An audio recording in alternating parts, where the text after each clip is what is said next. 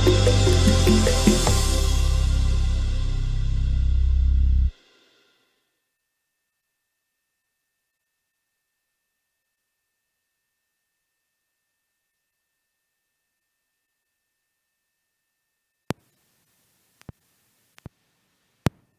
bakal dialami oleh hampir seluruh mahasiswa sih. Jadi temanya kita akan pop banget hari ini, ringan sekali, tapi akan sangat relate buat kalian-kalian semuanya. Jadi hari ini saya bersama Pak Tristan Rohmawan SSMPD. Beliau adalah dosen dan juga Kepala Biro Humas dan Kerjasama Universitas PGRI Widyadegara Pasuruan Uniwara. Bro, selamat pagi, siang, malam. Pagi. Sehat, bro? Selamat pagi, Pak Didi. Sekarang jadi bapak-bapak. Sibuk apa ini? Sibuk di kampus saja, ngajar, kemudian masih di Humas, juga tugas utamanya untuk PMB. Mantap. Tema yang kita bahas hari ini adalah mengupas mitos dosen killer dan juga mahasiswa ghosting. Gak enak sih sebenarnya ghosting itu ya, mending ngomong terang-terangan, ngomong kalau mau udahan jangan ghosting. Kenapa muncul mitos dosen killer?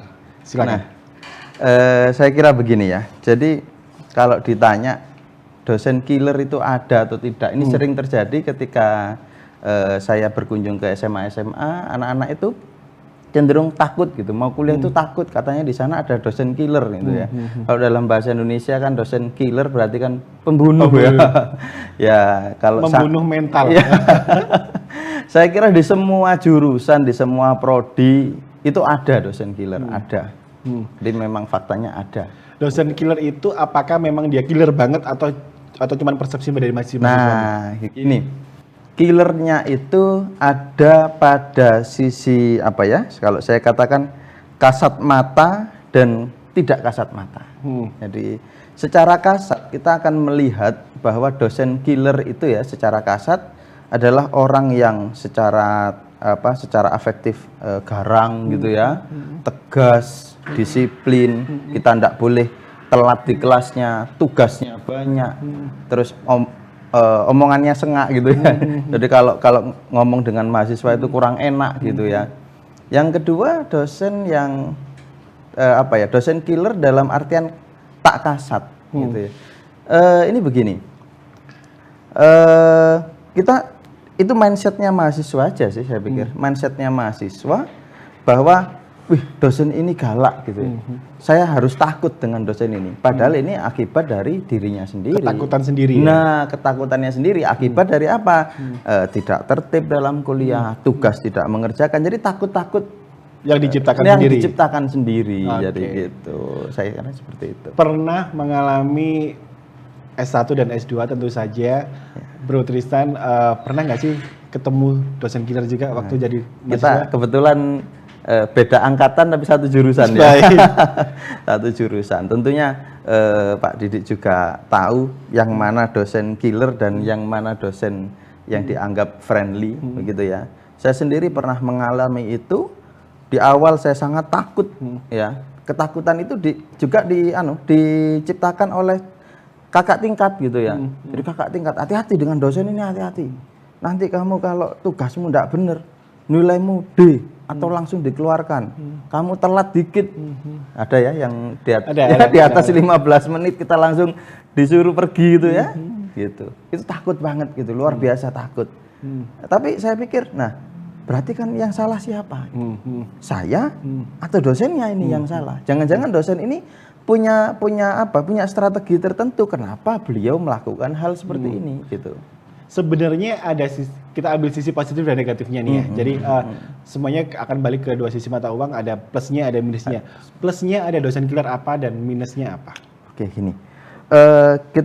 Saya sendiri ini kalau di kampus juga termasuk dosen killer ini. Jadi kalau beberapa mahasiswa saya kalau masih hanya sekedar ketemu daring dengan saya itu enggak tahu saya. Kayak friendly gitu ya.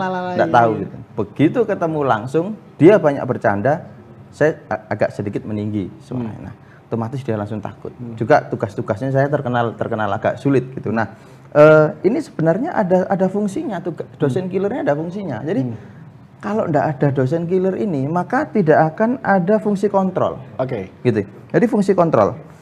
Di dalam masyarakat akademik di kampus itu baik melalui SOP maupun peraturan rektor itu ada etika dan tata kehidupan masyarakat kampus.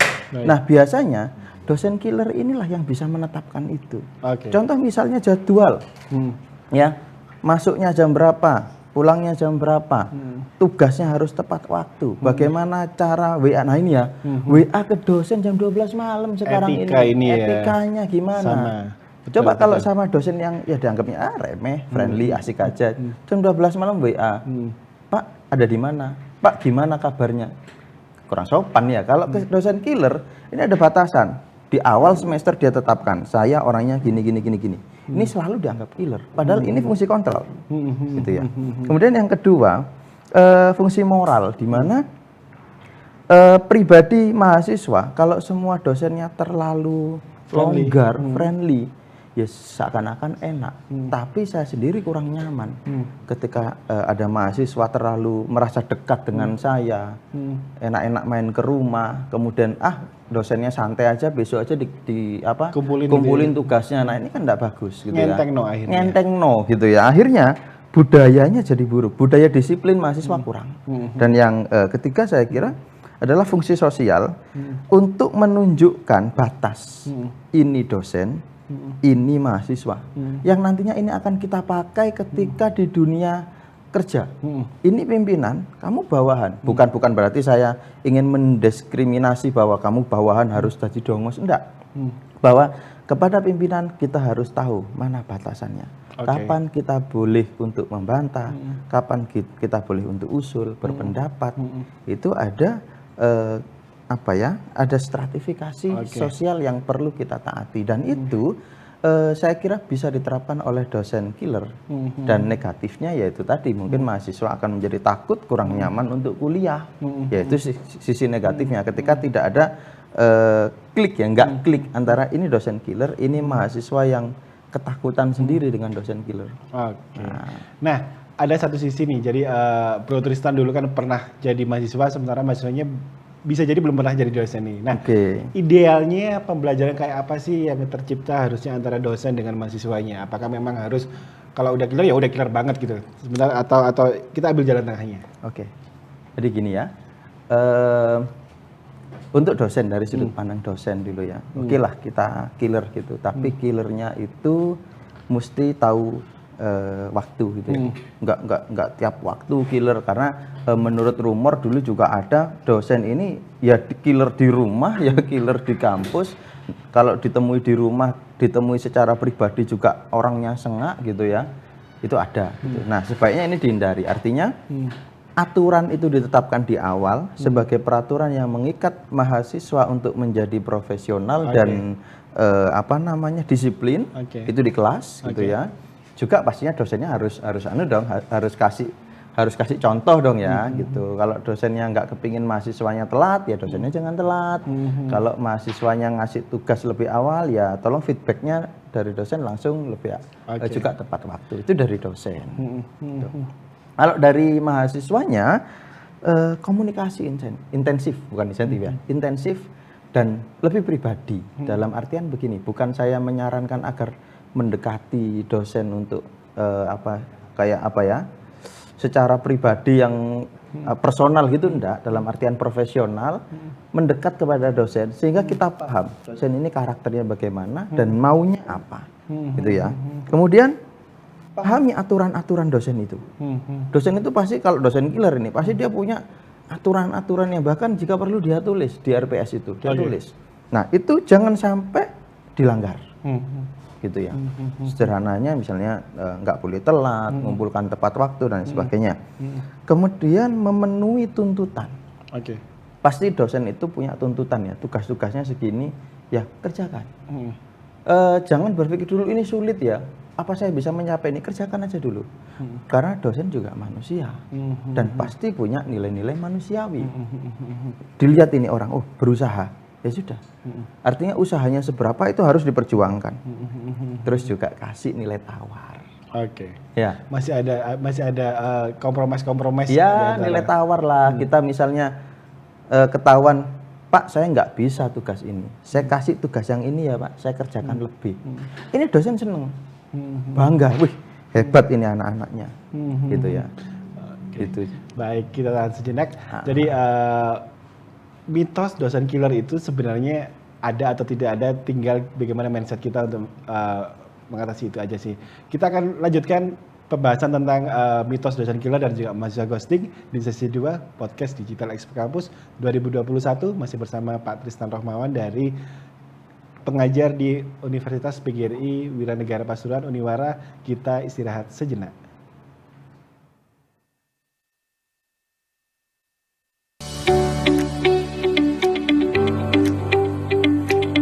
Ocean Garden, resto tematik dengan cita rasa menu spesial. 12 tahun sudah resto Ocean Garden melayani dan menjadi jujukan warga Malang Raya dan para pecinta kuliner. Mengusung konsep wisata makan sehat, bersih, enak, dan nyaman. Kini Ocean Garden sudah memiliki 4 cabang, yakni Ocean Garden di Jalan Soekarno-Hatta dan Jalan Trunojoyo, Kota Malang. Lalu di Kota Batu dan 1 cabang lainnya di Turen, Kabupaten Malang. Tiap cabang Ocean Garden memiliki konsep dan ciri khasnya sendiri-sendiri. Inovasi menu dengan tetap mempertahankan cita rasa khas Ocean Garden serta upgrade layanan menjadi kunci penting resto ini.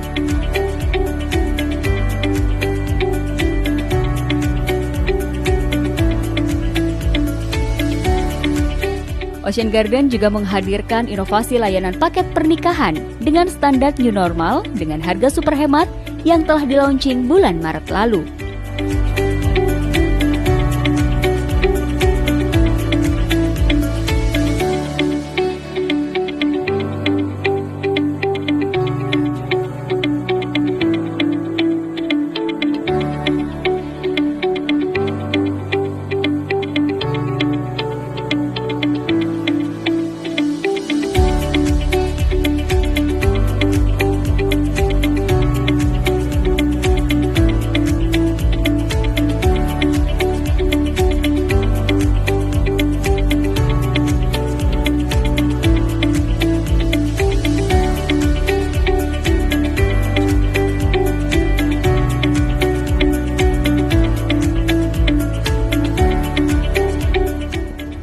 Assalamualaikum warahmatullahi wabarakatuh. Selamat siang, salam sejahtera bagi kita semuanya. Perkenalkan, saya mewakili teman-teman dari Ocean Garden menyampaikan terima kasih atas kepercayaannya, kebersamaannya yang selalu setia untuk mengadakan makan bersama keluarga, rekanan, dan acara arisan, acara pernikahan di Ocean Garden. Alhamdulillah Ocean Garden sekarang terus berkembang, melayani semua kebutuhan akan makanan dan minuman dari warga Malang Raya, sehingga dengan mutu murah memuaskan kami siap melayani Bapak Ibu sekalian. Terima kasih. Wassalamualaikum warahmatullahi wabarakatuh.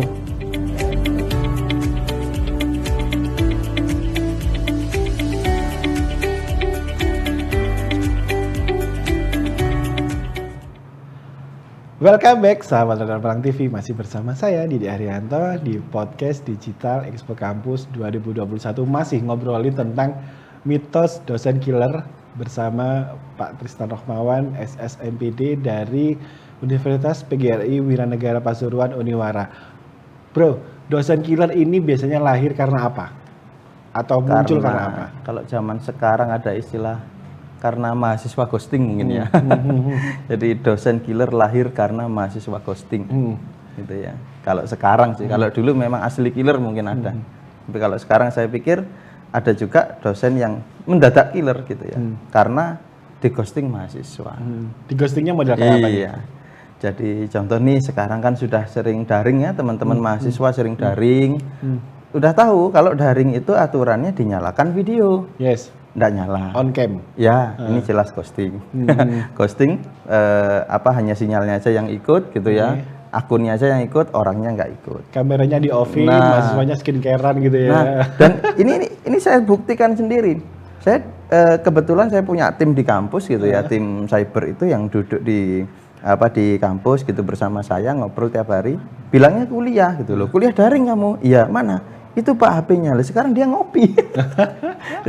Itu HP-nya ditaruh, terus dinyalakan akunnya, pakai aplikasi perekam, dia ngopi. Oke. Dia ngegame, ngopi. Ini jelas perilaku yang tidak patut untuk dilakukan ya, karena daring itu teman-teman bukan sarana untuk kita bisa melarikan diri dari muka dosen. Tetapi itu adalah sarana satu-satunya yang kita ambil ketika kita nggak bisa ketemu di kelas. Oke. Dosen juga nggak kepingin kok. Tapi ya jangan ghosting lah, gitu ya.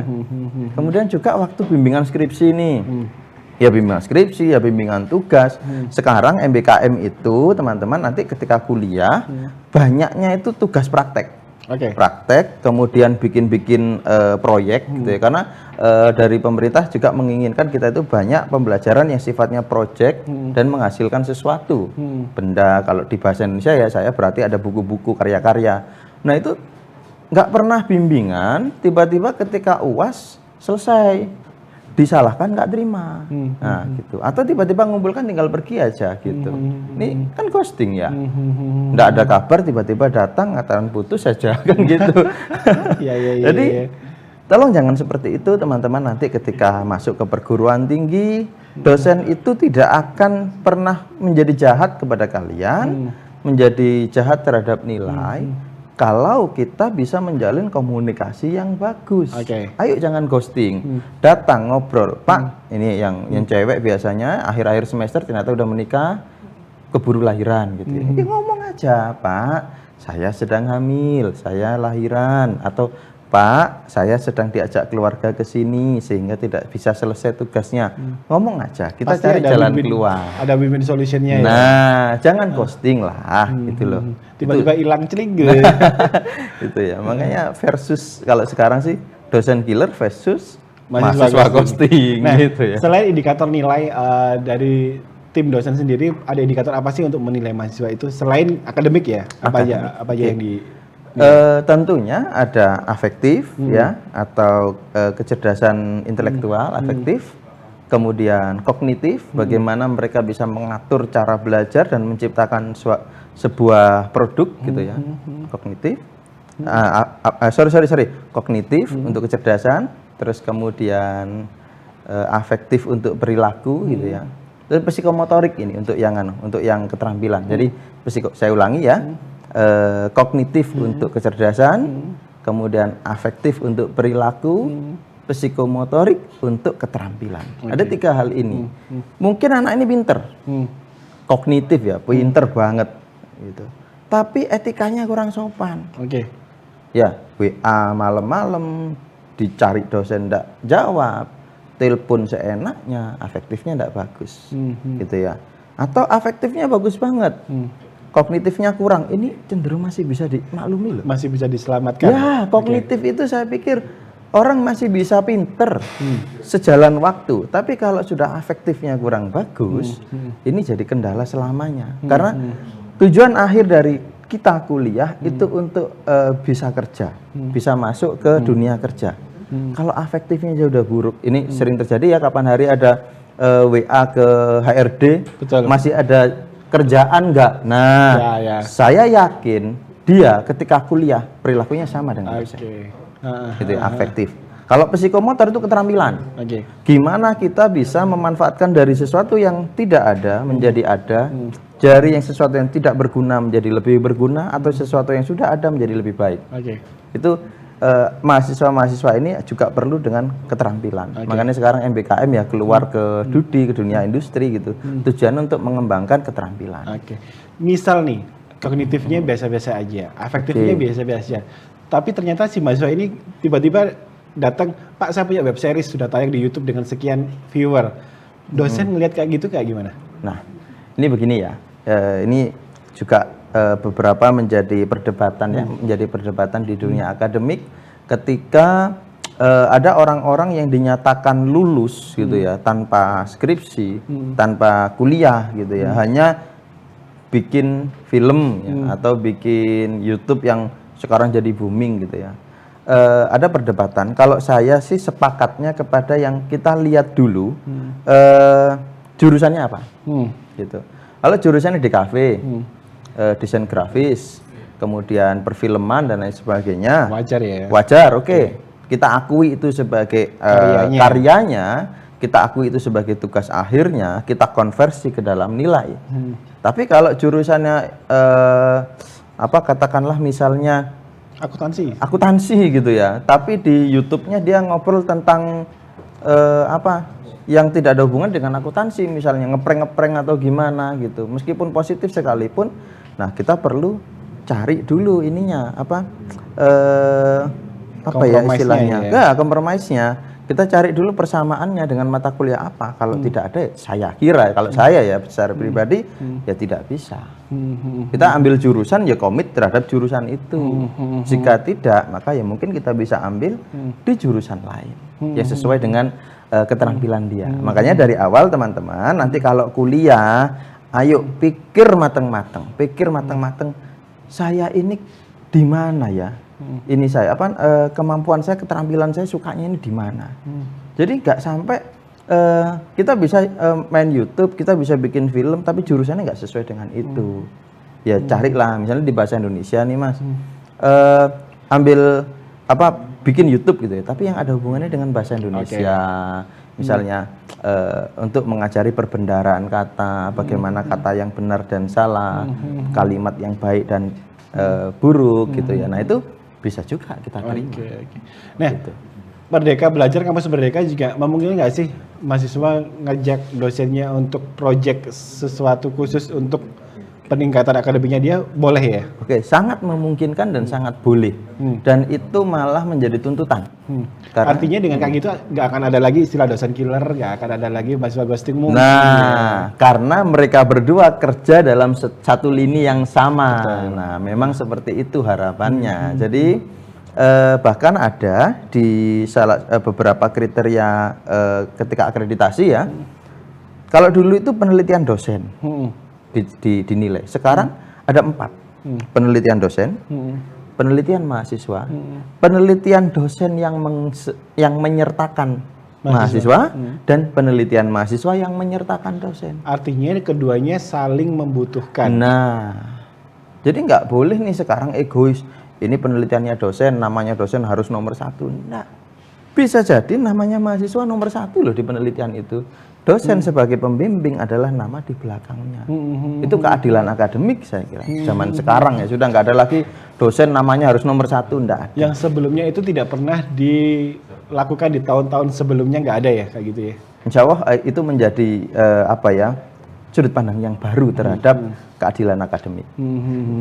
Artinya dengan kayak gitu muncullah proyek bersama, muncullah kreativitas bareng, dosen dan mahasiswa bisa jalan bareng, bisa saling mengerti satu sama lain. Benar. Nggak ada lagi tuh istilah dosen ghosting, dosen killer dan juga mahasiswa ghosting.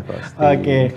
Kita masih akan ada satu sesi lagi di sesi 3 masih bersama Bro Tristan Rahmawan dari Kepala Humas Universitas PGRI Wiranegara Pasuruan, Uniwara. Kita break sebentar.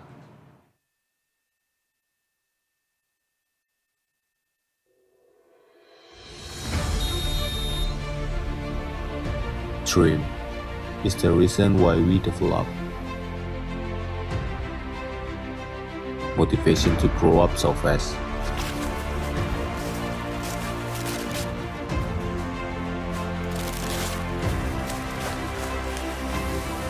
To be care about what happened around us.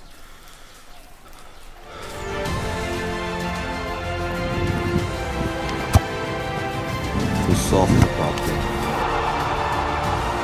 To be the winner, so in the end, we are together on top.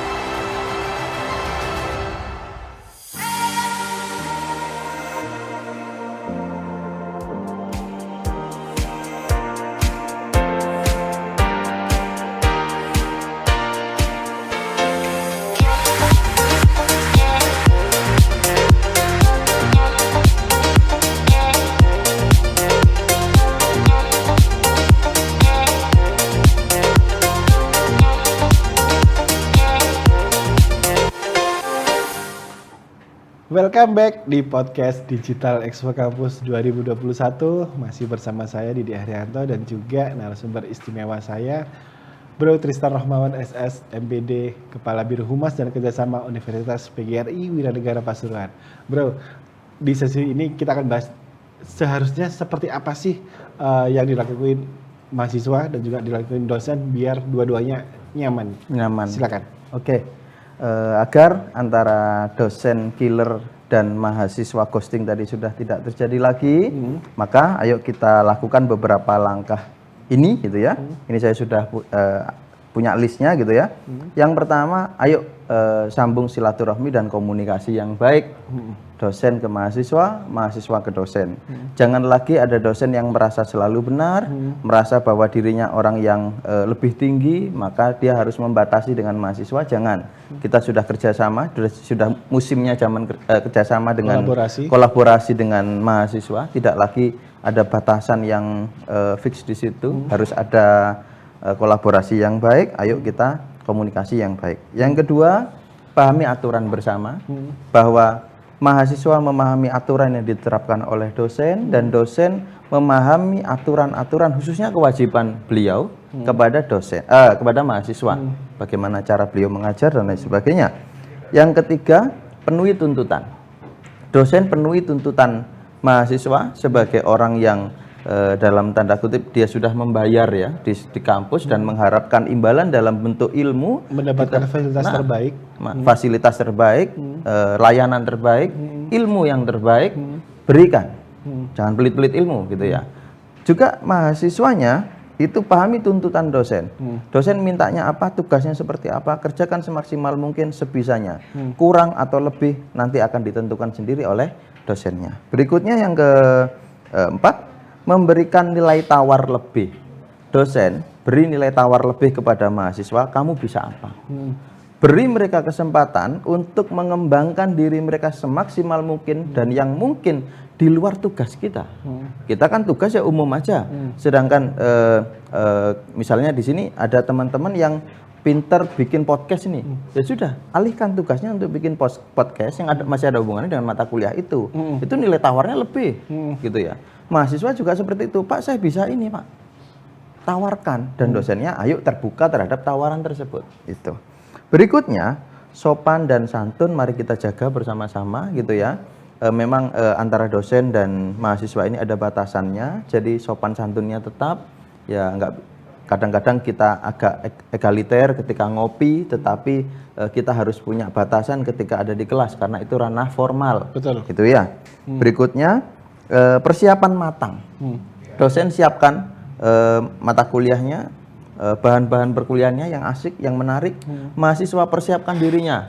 Nah ini jangan sampai ketika kita datang di hari pertama nih pertemuan, kalau bahasa Jawa ndoweh ya. Belum aja ditanya dosennya, ini perkuliahan apa? Apa ya Pak? Bahkan nama dosennya enggak tahu. Saya pernah nyoba nih, saya duduk di meja di kursi mahasiswa, saya diem. Enggak ada yang tahu kalau saya dosennya di situ. Mereka aja enggak tahu nama dosennya siapa, enggak tahu. Nah, harusnya itu dipersiapkan. Jika perlu, ini yang saya lakukan ketika S1 dulu, mata kuliah morfologi bahasa. Maka saya searching dulu, internet sekarang terbuka untuk kita. Ayo searching dulu, buat catatan. Minimal tahu morfologi itu apa. Minimal tahu. Jadi ketika dosennya enak, kita sudah punya pengetahuan awal. Oke. Gitu sudah ya. punya bekal awal. Dan yang terakhir, ayo baik dosennya maupun mahasiswanya jangan ghosting. Dosen yang tiba-tiba pergi dan mahasiswa juga jangan tiba-tiba hilang. Oke. Komunikasinya tetap dijalin. Dosen killer dijamin tidak ada di Universitas PGRI Wiranegara Pasuruan, Bro. Insya Allah kalau kita menerapkan hal-hal ini tadi ya, poin-poin ini tadi, tidak ada yang namanya dosen killer, juga tidak ada yang namanya mahasiswa ghosting. Oke, baik. Universitas PGRI Wiranegara Pasuruan juga masih membuka banget pendaftaran buat teman-teman yang mau bergabung di Uniwara. Akses informasi penerimaan mahasiswa baru Uniwara boleh diakses di pmb.uniwara.ac.id. Dibuka sampai kapan, Bro? Dibukanya sampai Agustus ya, karena kita masuk untuk PKKMB atau ospeknya itu Agustus. Ada fasilitas atau beasiswa apa aja nih yang ada di? Beasiswanya yang paling unggulan ya, yang paling banyak dari kita KIP. Insya Allah tahun lalu ini adalah beasiswa KIP terbanyak di kota Kabupaten Pasuruan. Berikutnya yang kedua ada KIP yang dari Yayasan PPLPP PGRI Pasuruan berupa potongan biaya DPP dan SPP. Kemudian beasiswa untuk anak-anak dari keluarga TNI, ASN, Polri, dan PGRI. Anaknya guru, anaknya polisi, anaknya ASN. Ayo gabung bersama kita, nanti ada potongan harga khusus. Kemudian tahfidz. Tahfidz itu ada yang minimal 5 gitu ya, minimal 5 itu juga ada potongan biaya kuliah. Kemudian ada beasiswa ini untuk yang prestasi baik akademik maupun non akademik. Teman-teman Camaba yang punya prestasi di tingkat nasional, internasional maupun ketika lomba di sekolah dulu, ayo beritahukan kepada kami, nanti akan ada potongan biaya khusus. Dan satu lagi ini ya yang belum banyak diekspos, yaitu kami berikan potongan khusus pada teman-teman yang punya follower banyak. Artinya dia konten kreator yang positif. Ada jalur konten kreator di sana. Jalur konten kreator dengan konten yang positif. Karena tujuannya kita jalin sosial ya. Baik kreator di Instagram, kreator di YouTube. Instagram, YouTube, tentunya teman-teman yang punya banyak follower, punya banyak subscriber, tampilannya mendidik masyarakat. Nanti ayo bareng-bareng dengan saya di tim Cyber Uniwara, kita didik masyarakat melalui tayangan-tayangan di sosial media. Ada jalur khusus konten kreator. Baik, selain bisa akses dpmb.uniwara.ac.id, buat kalian yang mau tahu informasi lebih jauh tentang kampus ini juga bisa aja langsung klik di www.pamerpamer.com, klik banner yang ada logo Uniwaranya. Di situ udah lengkap banget tuh info berbagai kampus terbaik di Malang Raya dan Pasuruan termasuk Uniwara. Digital Expo Campus 2021, klik sekali, keliling kampus berkali-kali. Bro Tristan, terima kasih waktunya. Kita bertemu di kesempatan lain yang lebih membahagiakan. Selamat siang. Kita akan bertemu lagi di podcast Digital Expo Campus 2021 selanjutnya. Digital Expo Campus 2021 presented by Jawa Pos dari Malang. Klik sekali, keliling kampus berkali-kali. Selamat siang.